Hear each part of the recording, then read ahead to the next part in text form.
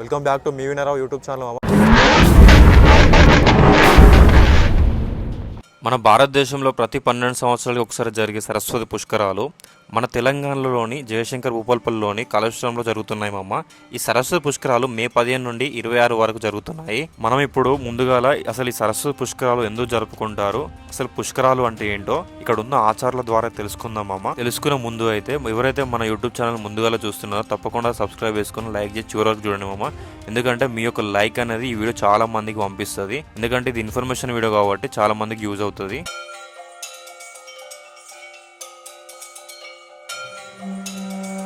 ఈరోజు మనం వచ్చేసి తెలంగాణ రాష్ట్రంలో ఉన్న కాళేశ్వరం అనే గ్రామంలో అయితే విలేజ్లో అయితే ఉన్నాం. ఇక్కడ త్రివేణి సంఘంలో అయితే ఈరోజు సరస్వతి పుష్కరాలు అయితే ఈరోజు స్టార్ట్ అవుతున్నాయి. ఈ సరస్వతి పుష్కరాలు అనేది 12 రోజులు అయితే ఉంటుందమ్మా. ఈరోజు 15వ తారీఖు నుంచి 26వ తారీఖు వరకు అయితే సరస్వతి పుష్కరాలు అయితే స్టార్ట్ అయినాయి. ఇప్పుడు మనం ఈ సరస్వతి పుష్కరాల గురించి అయితే కంప్లీట్ ఇన్ఫర్మేషన్ అయితే ఇక్కడ ఉన్న ఆచారాలతోనైతే మీకు వీటి గురించి కంప్లీట్ ఇన్ఫర్మేషన్ చెప్తాను. అనేది ఈ సరస్వతి పుష్కరాలు అంటే ఏంటిది అన్నట్టు ఒకసారి మాకు చెప్తాను. నమస్కారం అమ్మ, యూట్యూబ్ ఛానల్కి నమస్కారం. నా పేరు సుబ్రహ్మణ్యం శర్మ గారు. ఓకే, మేము మాది అన్నవరం గ్రామం, తూర్పుగోదావరి జిల్లా. మేము ప్రతి పుష్కర స్నానానికి అలాగే పుష్కరాల్లో భక్త మహాశయులకి అందించవలసినటువంటి అర్చనలు పూజలు విషయం నిమిత్తమై కొనసాగిస్తూ ఉంటాము.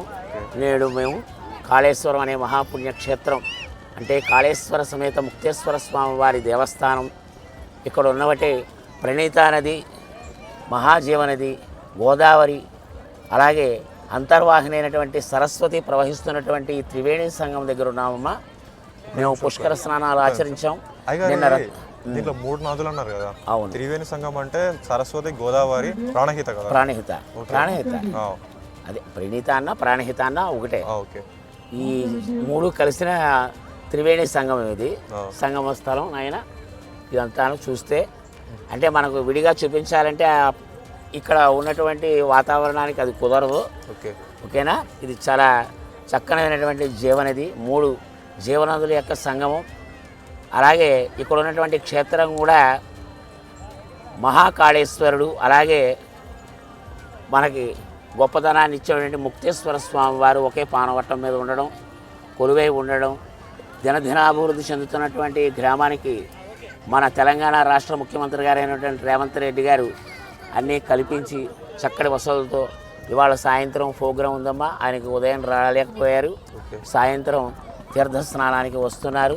మంచి అందుబాటులో చేస్తున్నారు. అదిగో కడుతున్నటువంటి అమ్మ సరస్వతి నది యొక్క రూపురేఖలు, దేవాలయము, అలాగే సాయంత్రం జరగబోతున్నటువంటి కార్యక్రమానికి ఏర్పాటు చేసినటువంటి ఈ మండపాలు ఇవన్నీ చూడవచ్చు మీరు. ఈ క్షేత్రం చాలా మంచిది.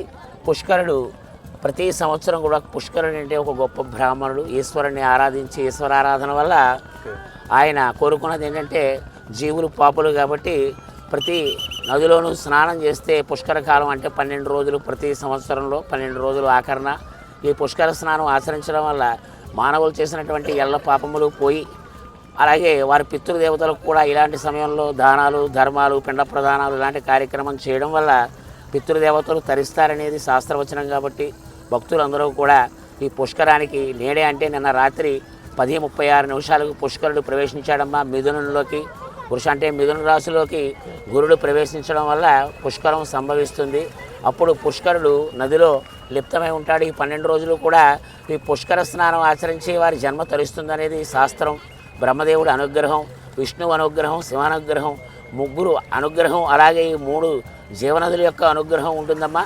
మనకి అసలు ఇది మానా అంటే ఏంటి, ఉత్తరాఖండ్లో ఉన్నటువంటి మానాలో ఈ సరస్వతి నది జన్మస్థలంగా చెప్పుకుంటారమ్మా. అయితే అది మనం వెళ్ళడానికి సంవత్సరం ఏంటంటే మనకి యుద్ధ వాతావరణం ఉండడం వల్ల పాకిస్తాన్కి మన ఇండియాకి ఉన్నటువంటి సంబంధంలో కొంచెం తేడా రావడం వల్ల పహల్గామ్లో జరిగినటువంటి మన ఆంధ్రులు ఒక 26 మంది చనిపోవడం వల్ల, సర్జికల్ స్ట్రైక్స్ చేయడం వల్ల, వాళ్ళ యొక్క 9 స్థావరాలు ధ్వంసం చేయడం వల్ల వాళ్ళు యుద్ధానికి సన్నిద్ధం కాకపోయినప్పటికీ కూడా మళ్ళా వాళ్ళు తలబడడంతో అక్కడికి మేము వెళ్ళలేకపోయాం.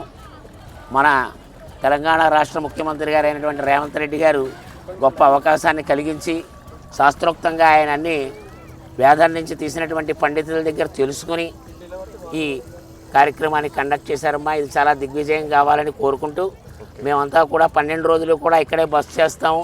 వసతులన్నీ బాగున్నాయి, చక్కని ఏర్పాట్లు చేశారు. తెలంగాణ గవర్నమెంట్కి, ప్రభుత్వానికి మా ధన్యవాదాలు.